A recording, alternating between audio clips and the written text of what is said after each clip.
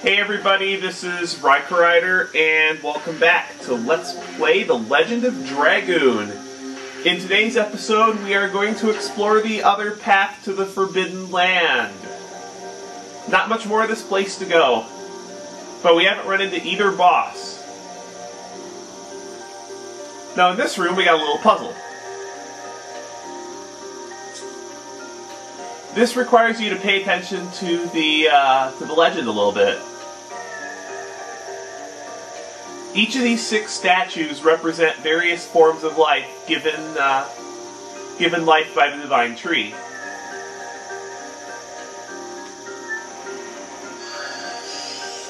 Notice how that pillar turned blue.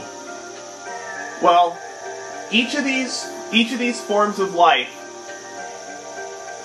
increases in complexity, and the game basically wants you to go in the portals in the order in which the species were created. The species on the far right is very simple and couldn't have come before, say, the Gigantos, which were the 97th fruit. The Gigantos were very large, so there's our 97th fruit. Now the Menintos were created from the 99th fruit, and they were basically halflings.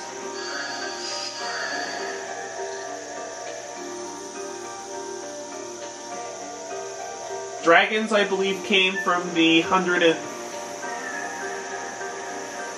fruit? 104th, 105th, I can't remember. And next came humans from the 106th, and winglies from the 107th. But what is the 108th and final species? You'll have to find out later. Much later.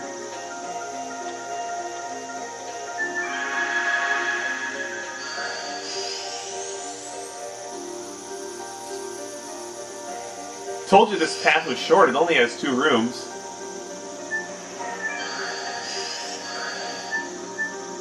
Oh.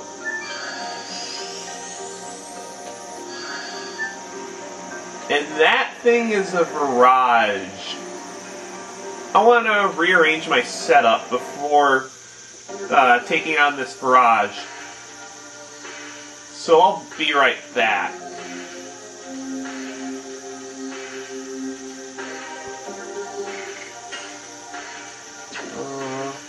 Who's lowest on levels?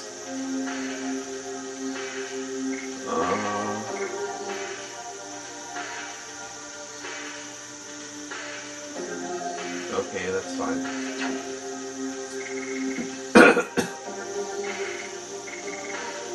And we're back.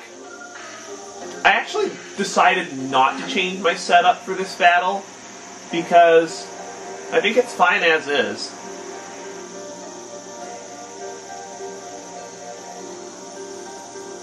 And of course it's a dead end.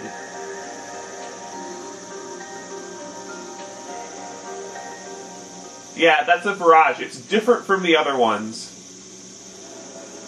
You'll see why. Huh? Oh, right, from the Dragon campaign. It would make sense that this is the Virage that killed Belzak, because if you remember from the cutscene, they went down together, and the Forbidden Land is definitely where they had that fight. So, if you recall from the cutscene, this is where one of the Signet Spheres used to be, but that one went down from the Dragon campaign.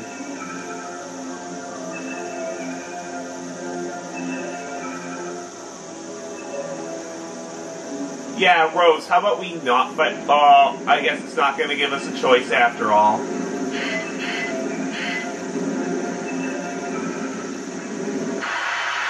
Yep, we gotta fight a Virage. Like I said, there's one every disc.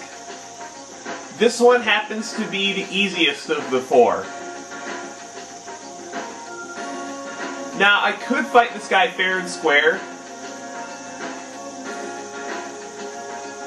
But I don't have the party needed to do it.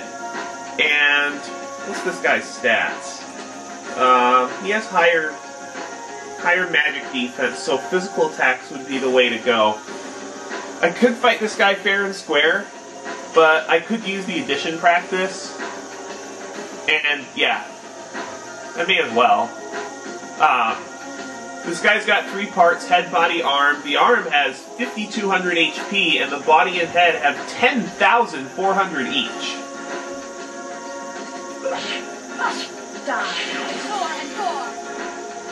Given that they have 10,000 HP, yeah, there's no way you're going to be able to take this guy out.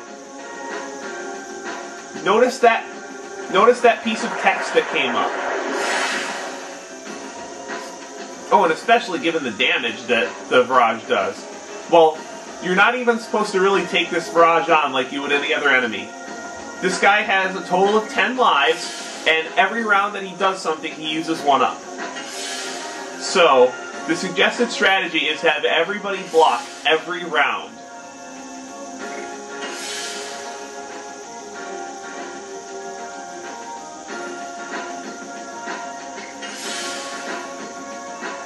It's as simple as that. You just have to guard. And nobody should die.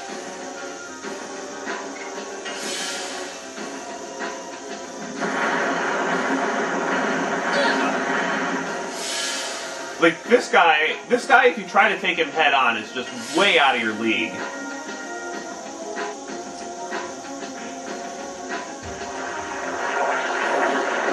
So one thing that I failed to take into consideration for this boss fight was equipping spirit rings on a character. Basically, a character that needs to catch up on SP, since you're going to get a lot of turns here. You can equip a character with a spirit ring and basically get 200 to 300 free SP from this guy. Dart, it's still got like 7 turns. And I don't think Dart says any more dialogue after this. So I'm just gonna go ahead and cut the video until he has 1 life left. Okay, he should be coming up on his last life soon. There we go. Okay, now that he's only got 1 life remaining, one thing you want to watch out for is when he runs out of lives, he will explode and do massive damage to your party, even if you're guarding.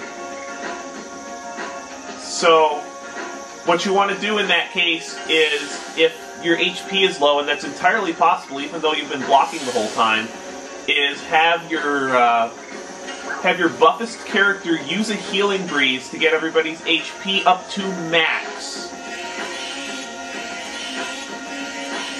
Now the one thing I'm worried about is, even though he's at max HP, this might actually kill Dart. Unless I can get, if I can get another turn of his and he can block, that would be awesome. But it doesn't look like that's going to happen. I really hope Dart survives this.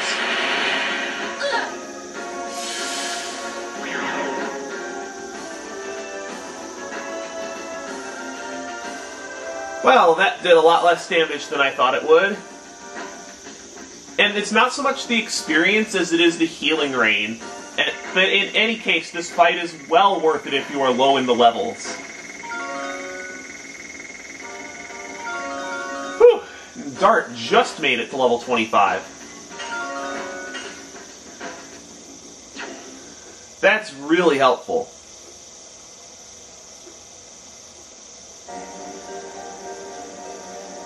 And voila, there's a path to the next area. They do because we're Dragoons.